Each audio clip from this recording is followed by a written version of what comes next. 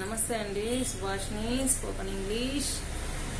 ఇవాళ నేను చెప్పబోయేది ఏంటంటే అండి, ఈ నెల 22వ తేదీ సోమవారం వస్తుంది.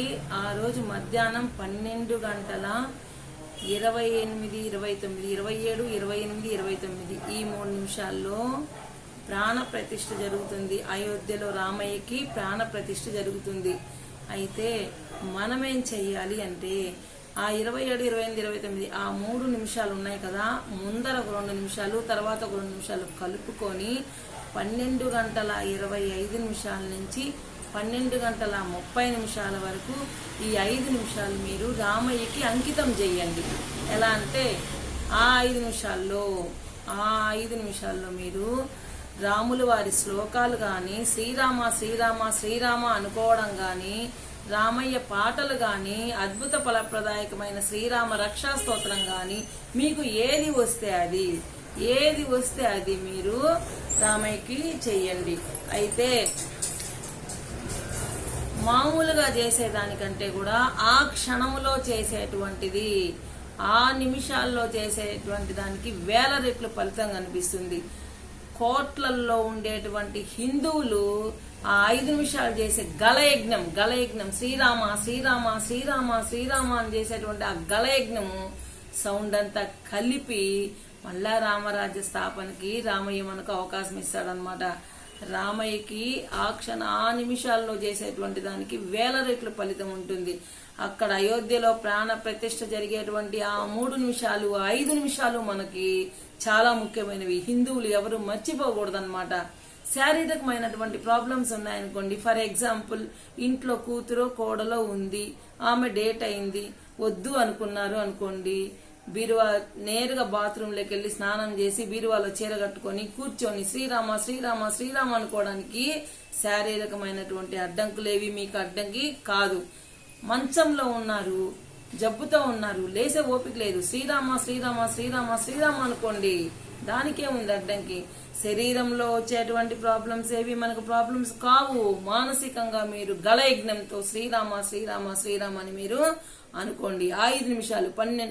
సో ఈ నెల 22 సోమవారం మధ్యాహ్నం 12 గంటల 25 నిమిషాల నుంచి 12 గంటల 30 నిమిషాల వరకు ఈ 5 నిమిషాలు మాత్రం దేవుడికి మీరు శ్రీరామ గళయజ్ఞం చెయ్యండి. అయితే చెయ్యగలిగిన వాళ్ళు ఎలా చెయ్యాలి కూడా చెప్తాను. మీరు మీ ఇంటి దగ్గర ఏదైనా ఒక రామాలయం ఉందనుకోండి, పూజారి మీకు అనుకూలంగా ఉన్నారు అనుకోండి, ఆ టైంలో రాముల వారి దేవాలయం తీపిచ్చి దీపం పెట్టించేసి మీ ఇంటి చుట్టుపక్కల ముందు రోజు కానీ పూజారితో మాట్లాడుకోండి. మీ ఇంటి దగ్గర ఉండేటువంటి వాళ్ళందరినీ పిలిచి రామాలయంలో పెద్ద బ్యాచ్గా కూర్చొని కరెక్ట్ గా 12:25 నుంచి 12:30 శ్రీరామ శ్రీరామ శ్రీరామ అని చెప్పేసి పెద్దగా శ్రీరామనామాన్ని ఆపకుండా మీరందరూ కలిసి చదవండి. లేదా మేము వెళ్ళలేము, మా పూజారి ఒప్పుకోలేదమ్మా అంటే మీ ఇంట్లో దీపం పెట్టి శుభ్రంగా స్నానం చేసి మంచిగా గుడ్డలు కట్టుకొని దీపం పెట్టి ఏదైనా చక్కెరో జీడిపప్పో పండో పొలమో పెట్టి ఆ శ్రీరామ శ్రీరామ శ్రీరామ అని చెప్పి శ్రీరాముల వారికి సంబంధించిన ఏదైనా సరే నామమైన, పాటైనా, పద్యమైన, శ్రీరామ రామ రామేతి శ్లోకమైన ఏదైనా సరే 5 నిమిషాలు మనసును పట్టేసి రామయ్య మీదే పెట్టి, అయోధ్య మీదే పెట్టి, అయోధ్యలో రామయ్య ప్రాణ ప్రతిష్ఠ జరుగుతుందని ఊహించుకుంటూ చెయ్యండి. అయిపోయిన తర్వాత హారతిచ్చుకోండి.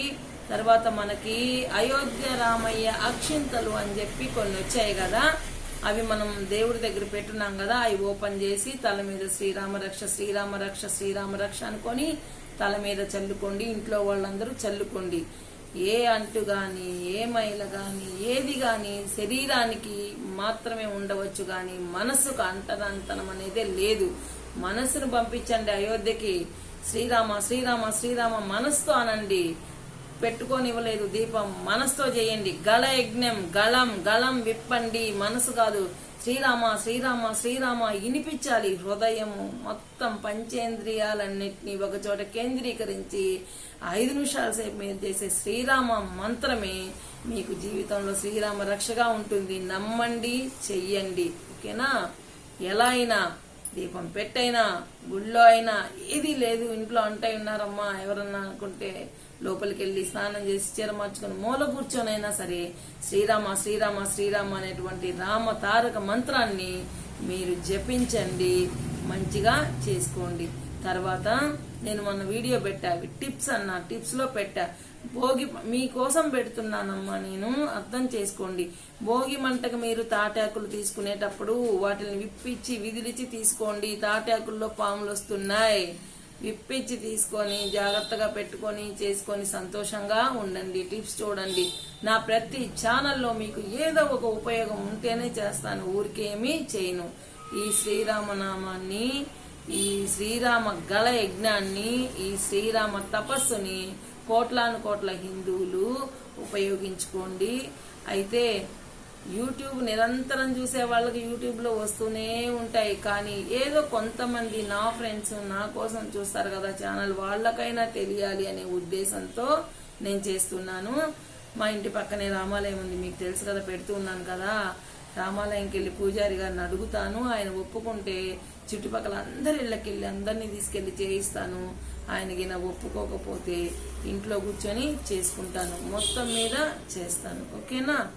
శ్రీరామ జయ రామ సీతారామ పావన నామ పట్టాభిరామ. శ్రీరామ జయ రామ సీతారామ. జై శ్రీరామ్.